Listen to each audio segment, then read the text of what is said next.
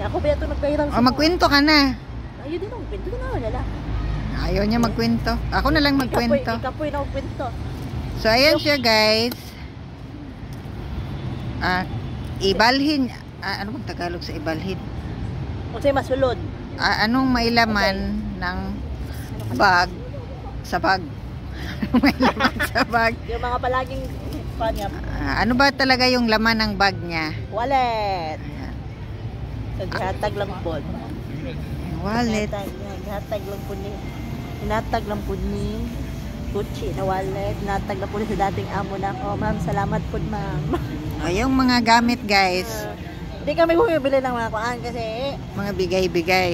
mahirap din. So, ayan. Mahal dito.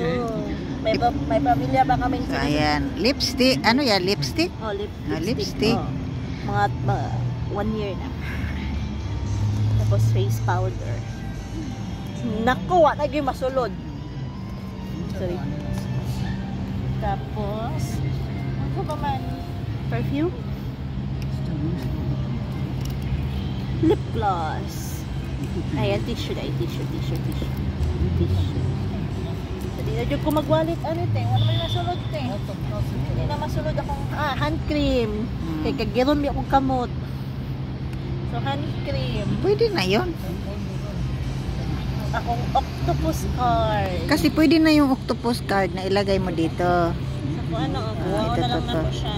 Or dito. Muna akong octopus card. Para mayroon kang ano, So, may masulod. space. Hindi na masulod akong coins. Siguro may Ginoo ko, Lord.